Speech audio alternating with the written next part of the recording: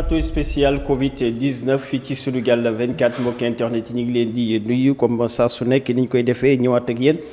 ci li ñu am ci ay résultats jëm ci wàllu coronavirus Moustapha Mbaye laa ci àndal Moustapha maa ngi lay nuyu bu baax a baax. maa ngi lay fay Mahfous di la nuyu di nuyu tamit internet yi ñuy àndal ci plateau spécial bi ñu amal saa su ne. ayca Moustapha bala ñuy dugg ci li nga xamante ni moom mooy commentaire yi dañuy daal di ñëw ci fàttali résultats yi nga xamante ni tey am nañ ko ci jeudi bi yemoo ak 11 juin 2020 sur 1164 tests yu ñuy réalisé foofu ca Institut Pasteur 119 yi ñoom ñoo ñëw nekk ay cas positifs mu nekk un taux de positivité bu toll ci 10,2%, 102 contacts suivis la ñu am ak 17 yoo xam ne si ni ay cas communautaires lan yooyu nag ñi ngi leen a gisee fi nga xamante ni moom mooy Mariste Golf Sud ak Wakhinane Nimzatt Hann Diamniadio fi nga xamante ni moom mooy Parcelles Assainies Xaar Yàlla Fass Mbao Hann Mariste ak HLM Nimzatt Kaolack Richard Toll ak Touba diwaan yooyu yëpp ma lim mbokki internet yi fu nekk benn cas communautaire lañu fa am waaye fi nga xamante ni moom mooy Plateau ak Grand Yoff fu nekk am nañ fa ñaari cas communautaire 109 wér nañu tey ba ñibbi ci seen ak njaboot donc ñuy ñaan yàlla mu gën a yokk lu mel noonu donc 20 cas grave la ñu am ñoo xam ne si nii ñu ngi nekk ci ay situation yu yéeme ba ñu ngi ci hôpitaux yi ñu leen di amal li nga xamante ni moom mooy ay soins ngir ñu am ak tan ci seen wér-gu-yaram ñi ci des. bu ñu sukkandikoo ci communiqué bi jógee foofu ca ministère de la santé et de l'action sociale seen wér-gu-yaram mi ngi am tan bu baax a baax jamono ji may wax ak yéen 4559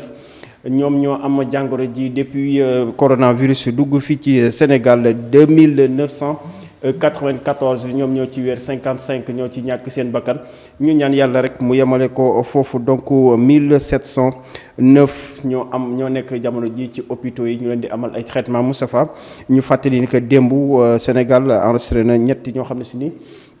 ñàkk nañ seen bakkan ci mbas mi mu nekk ñetti góor ki ci jiitu mi ngi amoon 70 ans ki ci topp 86 ans ki ci des mi ngi am 54 ans loolu moo yóbbu liste bi ci lu toll ci 55 décès loolu lañ fi am comme résultat Moustapha ci alxamis ji donc ñu daal di ñëw rek de façon globale ñu daal di def ak jàngat ci ni mu gën a xóote ci résultat yi ñu am tey 10,2% de taux de positivité mi ngi yokk. waaw mi ngi yokk mais boo ko xoolee par rapport ak li ñu amoon démb presque même taux bi lañ am 10,2 avant-hier ñi ngi doon am 6 beneen bi ñu ngi amoon 9 donc ce qui veut dire que taux bi daal fan yi fi mu nekk rek foofu la nekk changement yi bëriwul dara. maintenant nag léegi dañuy xool comme ni ñu ko waxee léegi rek cas grave yi am na yokkute bu am solo bu ci am. parce que delluwaat nañ ci 20 cas grave ci démb ñi ngi woon ci 18 defe naa am na ñaar ñu ci dooleeku. am na ñoo xam ne tamit ñàkk nañ seen bakkan comme ni nga ko waxee léegi nii.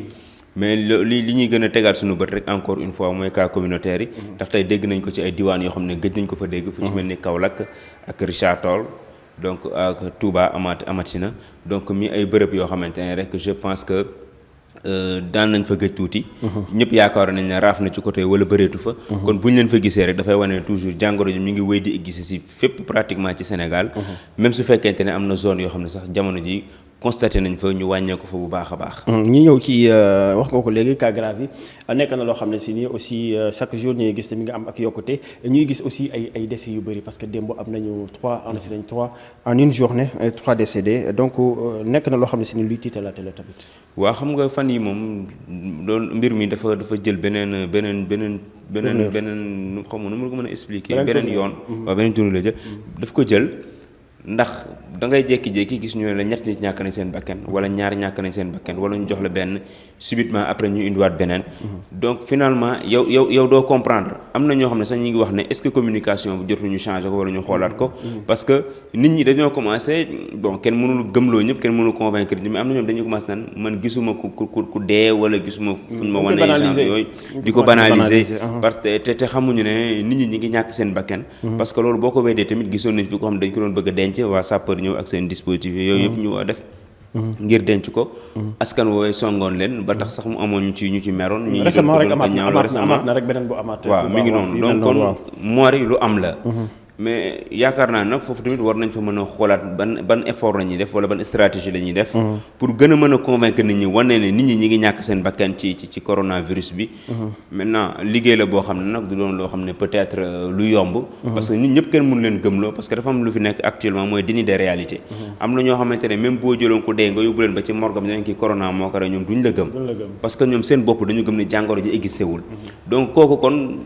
du yomb a waxal. mais ñi nga xamante ne gëmoon nañ ba fi ñu doon dañoo teggi seen tànk. ñooñu man pour man nañ gën a mën a waxal pour ñu gën a mën a dimbali nit ñi parce que nit ñaa ngi ciy ñàkk seen bakkan. c'est vrai ñi ñaa ngi gis chaque jour ay cas. mais li ko gën a waral boo ko xoolee ba ci biir. mooy bàyyeeku bi la. 109 personnes 109 patients tey jii wér nañu ba ñibbi ci seen njaboot donc mu nekk lim bu takku lim boo xam ne si ni am na solo trop ñu siy félicité aussi suñu personnel sanitaire bi donc 109 tey am nañ 109 places yoo xam ne si ni tey libéré nañ leen nekk na lu am solo tamit ci xeex bi. loolu moo ñuy dimbali sax parce que boo xoolee ba léegi nit ñi nga xam ne dañuy nekk sous traitement. ba léegi mënuñoo fexe ba pratiquement yegg 2000 personnes on a 1600 1700. côté boobu la ñuy nekk 1709 1600 lañ doon nekk genre yooyu. donc toujours côté boobu la ñuy nekk mooy waral loo xamante ne mu d'accord 1600 personnes nga am leen ci hôpitaux yi poids la. ku xam suñu hôpitaux yi nga xamante ne 10 boobu. donc c'est normal que ñu commencé essouffler. mais dañuy sant yàlla par rapport ak ni mu mel ci yeneen dëkk yi ak par rapport ak ni mu mel ci yenn gox yi nga xamante ne soriwul loolu Sénégal. mais loolu lépp rek 1600 personnes yeeg yooyu yëpp boo gisee toujours dafa mel ni dañuy gas di suul. parce que bu fekkente ne 10 dañoo génn bu fekkente ne 100 dañoo génn 97 dugg. ça veut dire que 3 pratiquement amul différence benn sur place ngeen di nekk. et je pense que loolu bu ñu defoon benn effort bu am dooleel comme ni ñaa ngi génn en masse. di am ay 100 yi génn yooyu bu ñu fexewoon sax ba au moins di enregistrer par jour ay 30 cas ay 20 cas. wala 10 cas 15 cas. dinañ comprendre ne au moins que jàngoro ji kat mi ngi yor tànk yoo xam ne dafay wane ginnaaw. mais fekkente ne yow loo génnee dugal ko finalement tu te poses la question kañ la jàngoro ji bi di fi jógee. ñi gas ñi di suul. loolu la. acca ñu daal di jàll ci leneen comme ni ma koy waxee rek plateau bi dañ ciy waxtaane lépp luy résultats yi jóge foofu ci ministère de la santé et de l'action sociale jëm ci wàllum coronavirus waaye aussi dañ ciy waxtaane tamit lépp actualité buy tourner autour de cette maladie qui fait des ravages en ce moment-là dans le monde alors Moustapha ñu wax ci ceeb bi depuis le 11 avril la ñu lancé woon distribution ceeb bi mais ba léegi ceeb bi kenn xamul fu mu jaar ak li ñu amoon ci ay tonnes ñu wane ko ci télé bi Macky Sall di jaay ko jox ko ki nga xamante ni moom mooy Mansour Faye mais ba léegi nit ñi ñi ngi poser la question fan la ceeb bi jaar. waaw mais moo jaaxal ñëpp parce que lu ñu lancé woon depuis avril. ba ñu ngi ci ban mois juin. te bi ñuy démarré ministre yi ñu ngi ko ñëpp a ngi fàttaliku daf ne woon président def na ko mu def ba jéem ko matale ci 15 jours daanaka ceeb bi yegg fu mu war a yegg. mais bu doon loolu kese bu doon yéex a yegg bi rek je pense que coolu du métti yenn métti yi mais yéex a yegg daf see am ñoo xam ne ba mu yeggee amuñu si nam ca waree woon. parce que am na yenn gox yoo xamante ne ba fa ceeb bi yeggee ñoom presque gis ñu ko leen encadré. matewul ña ko waroon séddoo ñu bindu woon ak ñu waroon am matewul. ñu obligé képp ku ñu waroon jox ñaari saako ceeb ñu mujjee la jox benn saako ceeb. képp ku ñu waroon jox saabu gisuñu yu bëri manqué leen. donc mu ay manquement yoo xamante ne tey jii dëkk boobu je pense que Koungheul la nekkee ci biir village yi dama fàtte tur bi. dëkk boobu tey jii ñoom bu fekkonte ne amuñu mat boo xamante ne dañuy waxtaan seen biir dañuy juboo seen biir ba séddoo bi du am problème. beneen dëkk mën na ñëw du am comportement boobu su boobaa nga dégg fa yenn tiraillement yeeg yenn coow yeeg yooyu ba mu jur yenn musiba yi ndax nit ñi xiif nañ sonn nañ boo leen yóbbulee ceeb bi noonu rek abandonné leen mën na indi ay problème loolu benn problème la beneen problème bi mooy coow li nekk ci biir ceeb bi depuis bi ñuy joxe marché yi ñëw depuis ñu teg comité de suivi bi sax ne dinañ def conférence de presse xam naa loolu am solo lay doon buñ paree su conférence de presse peut-être nit ñi nañ xam seen liggéey fu mu toll ak yooyu parce que ñu bëri ceeb bi bëri na loo xamante ne ay lënt la yoo xamante ne leerul ci bopp sénégalais tey jii ñu ngi koy séddale fii ci Parcelles Assainies waaw séddale ceeb lu si yoonu ministre des affaires étrangères di wut moo jaaxal ñëpp xam nga bëri na ay amalgame yi am yoo xam ne tamit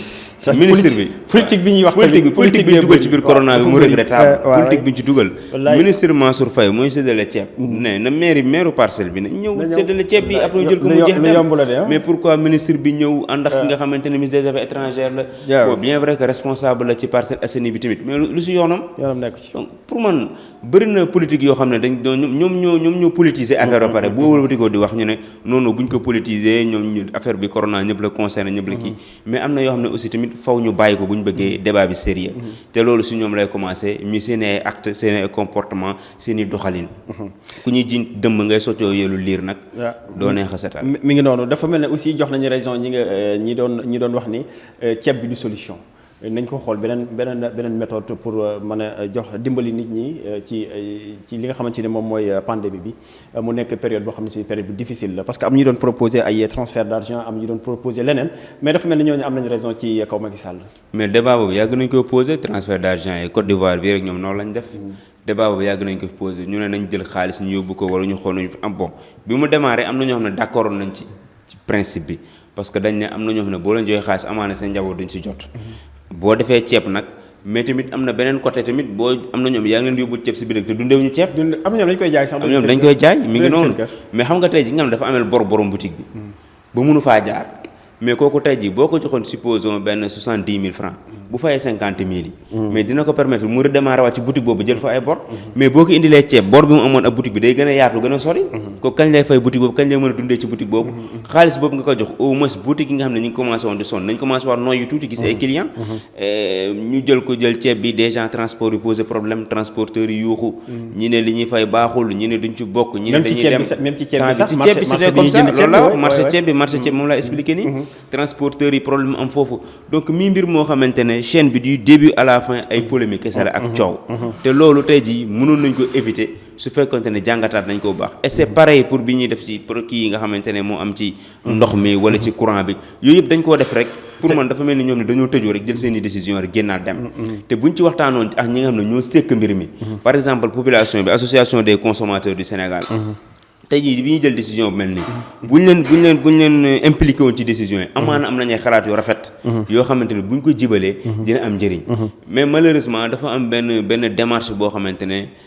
dafa exclusive ñoom dañuy génnee nit ñi di démarche seen i mbiru bopp te bu ñu defoon benn démarche bu inclusive amaana mën na tax nit ñi gën cee sentir seen ba jàppale leen en tout cas daal politique bi xam naa ni bëri na ci gestion bi bu baax a baax am na ñoo xam ne sax doon nañ proposer à ce que ñu dal di wàññi subventionné dund yi maanaam milliards yooyu ñuy def ci ceeb bi ñu subventionné ko comme ça coût bu fekkee kilo ceeb da doon jar 400 ñu jaayee ko 200 wala ñu jaayee ko 150 je pense que loolu aussi solution la woon am ñu proposé loolu mais Moustapha xam naa ni du ñu mën a yaatal parce que ñi may signalé que li ñuy joxoon ci waxtu jeex na dama lay bàyyi rek daal di tàggatoo ngi soog a yëkkati jotaay bi jàll ci leneen. waaw fi may tàggatoo rek mooy comme ni ma ko baaxoo def tous les jours rek di ñaax askan wi rek. ñu gën di moytu jàngoro jaa ngi fi di gën di moytu rek. fan yi nag débat asymptomatique posé wu na ba professeur Seydi indi na ci ay précisions. doon ko leeral di xam ne ñuy wàlle lañu. te suñu côté sax am na suñu xam ne seen charge virale dafa am doole bu baax a baax donc.